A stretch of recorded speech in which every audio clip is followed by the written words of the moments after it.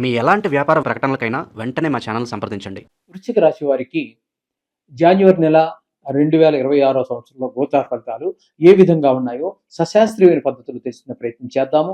ఇందులో నా కల్పనలు కానీ, నా కవిత్వాలు కానీ, నా పైత్యం కానీ ఏమీ ఉండవండి. శాస్త్రం ఎంతవరకు చెప్పిందో అంతవరకు మాత్రమే చెప్పడం జరుగుతుంది.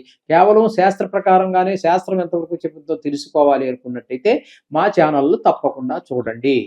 చూస్తే మీకు శాస్త్రం ఏంటి అనేది తెలుస్తుంది. ఎందుకంటే ఇందులో బడాయి కబుర్లు ఏమి చెప్పడం ఉండదని నా పైత్యం కూడా ఏమీ ఉండదు. అందుచేత ఓకే. ఇకపోతే ఈ వృశ్చిక రాశి వారికి ద్వితీయ స్థానంలో శుక్రుడు, రవి, కుజ, బుధ 4 గ్రహాల సంచారం జరుగుతోందండి. ఇవి పాక్షికంగా మాత్రమే జరుగుతున్నాయి. తదుపరి ఈ 4 గ్రహాలు కూడా సంక్రమణం చెంది తృతీయ స్థానంలో కూడా ప్రవేశిస్తూ ఉన్నాయి. ఈ 4 గ్రహాలే అక్కడికి వెళ్తూ ఉన్నాయి. ఎన్నేసి రోజులు అనేది ఇప్పుడు తెలుసుకుందాం.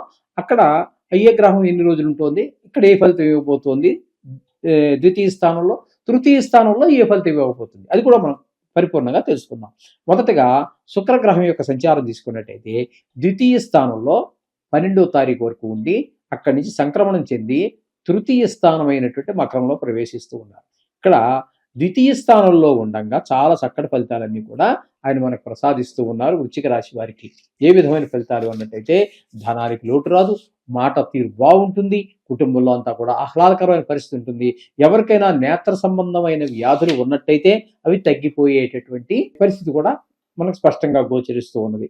ఇక అంటే అక్కడి నుంచి తృతీయ స్థానంలో ప్రవేశిస్తూ ఉన్నారు. తృతీయ స్థానంలో కూడా అందరి యొక్క సహాయ సహకారాలు కూడా అంటే 13వ తారీఖు నుంచి నెలాఖరు వరకు అందరి యొక్క సహాయ సహకారాలు అంటే చుట్టుపక్కల వారు కావచ్చు, వ్యాపార స్థలాల్లో కావచ్చు, మీరు ఎక్కడెక్కడ సంచరిస్తూ ఉంటారో వ్యాపారరీత్యా కావచ్చు, మామూలుగా కావచ్చు, ఎక్కడైనా సరే మీరు సంచరించేటటువంటి అన్ని ప్రదేశాల్లో మీకు అందరూ కూడా సహకరిస్తారు. కొన్ని సందర్భాల్లో మనకు ముక్కు మొహం తెలియనటువంటి వారు కూడా సహకరించేటటువంటి పరిస్థితి ఉంటుంది. ఈ విధంగా శుక్రుడు నెల రోజులు పూర్తి ఫలితాన్ని ఇస్తూ ఉన్నారు. ఇకపోతే 4వ స్థానంలో రాహుగ్రహ సంచారం 4థ స్థానంలో ఉండటం కారణంగా వీరికి కొన్ని విషయాల్లో భూమి, గృహము, వాహనాలు ఇట్లాంటి విషయాల్లో కొన్ని ఇబ్బందులు ఉన్నాయి.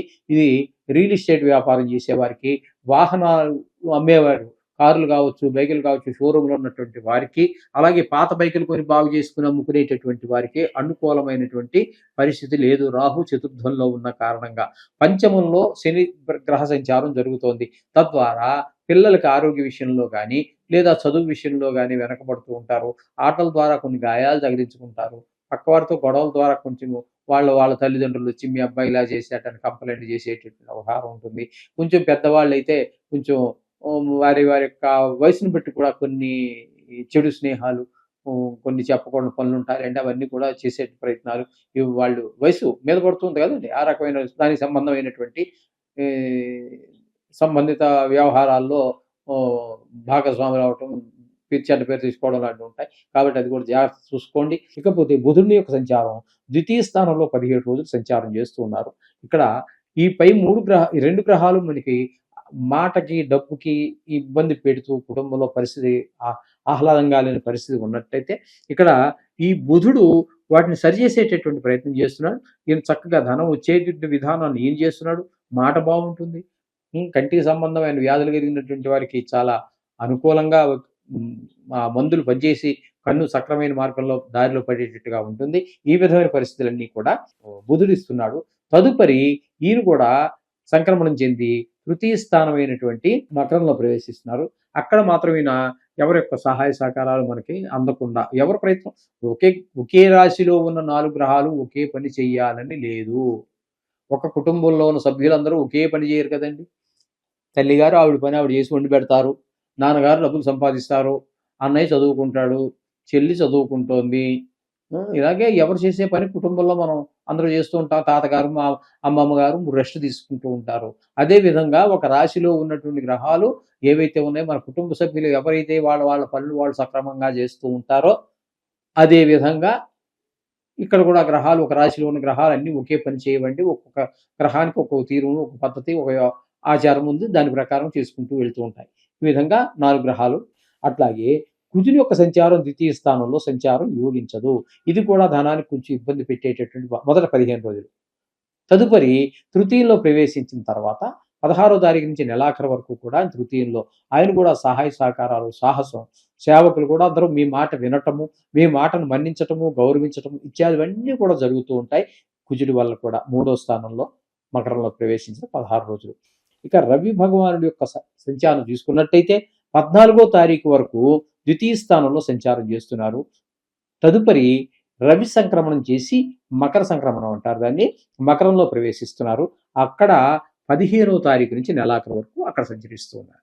ఇక ద్వితీయ స్థానంలో ఉన్నప్పుడు ధనానికి వాటికి ఇబ్బంది పెట్టినప్పటికీ తృతీయ స్థానంలోకి వెళ్ళిన తర్వాత 15వ తారీఖు నుంచి నెలాఖరు వరకు కూడా అందరి యొక్క సహాయ సహకారాలు అందిస్తూ ఉంటారు. ఈ 3వ స్థానాన్ని సహాయము, సాహసము ఇత్యాది వాటికి మనం చెప్పుకుంటూ ఉంటాం కాబట్టి అందరు సహాయ సహకారాలు అందిస్తూ ఉంటారు. మీరు ఎందు మీద ఏదైనా పెట్టుబడి పెట్టాలన్నా ధైర్యంగా, సాహసంగా మీరు మంచి పెట్టుబడి పెట్టడానికి కూడా అవకాశం ఉంటుంది అక్కడికి. ఇకపోతే గురువు యొక్క సంచారం తీసుకున్నట్టయితే 8వ స్థానంలో నెల పూర్తిగా ఉన్నారు.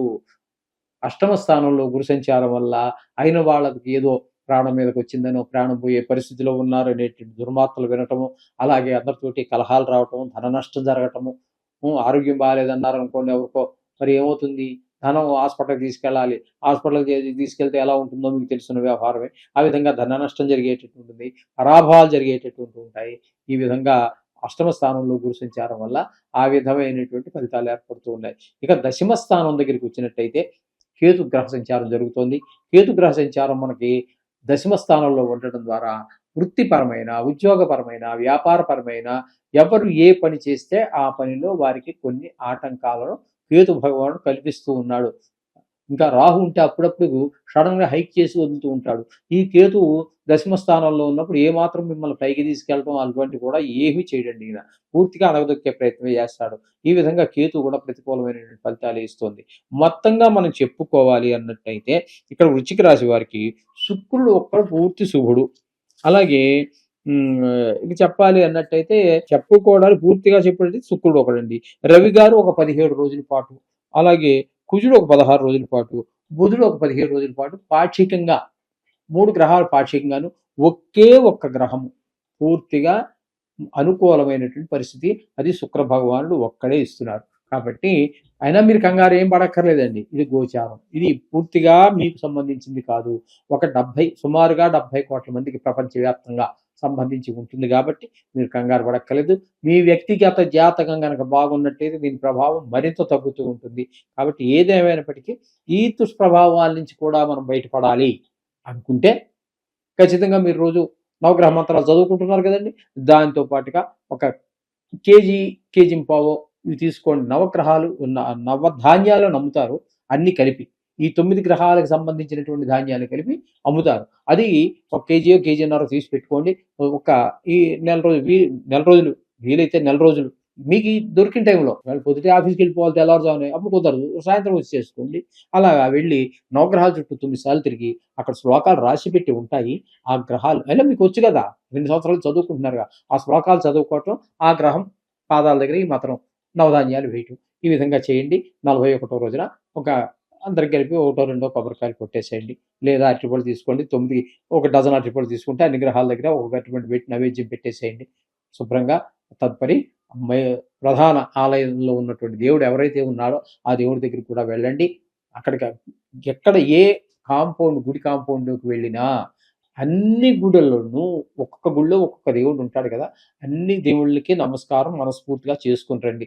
ఏదో కొంతమంది దగ్గరికి వెళ్ళి దర్శనం చేసేసుకుని గబగబా మళ్ళీ కొంతమందిని దర్శించుకోకుండా మాత్రం అటువంటి పొరపాటు వీలున్నంత వరకు చేయకండి. వీలుండండి అది చేయకండి. అసలు మీరు అందరి యొక్క దర్శనం చేసుకోండి. 2 నిమిషాలు, 5 నిమిషాలు, 10 నిమిషాలు, అంతకంటే ముచ్చిపోయేది ఏముంది అందులో. 24 గంటల్లో ఒక 10 నిమిషాలు స్పెండ్ దానికోసం ఖర్చు పెట్టండి. భగవంతుడి కోసం మనకి జన్మనిచ్చి, జీవితాన్నిచ్చి, భార్యనిచ్చి, పిల్లల్నిచ్చి, ప్రతి నిమిషం మనం కాపాడుతున్నటువంటి ఆ భగవంతుడికి మనం సదా కృతజ్ఞులమై ఉండాలి. కాబట్టి మీరు ఒక 5 నిమిషాలు ఖర్చు పెట్టి రోజు చేయండి. ఈ నెల రోజు ఎక్కువ గ్రహాలు బాగాలేకపోతే మాత్రం ఇలా కేజీ పావు నవధాన్యాలు తీసుకుని ప్రార్థించండి. అన్ని శుభాలు జరుగుతాయి. ఏ కంగారు పడాల్సింది.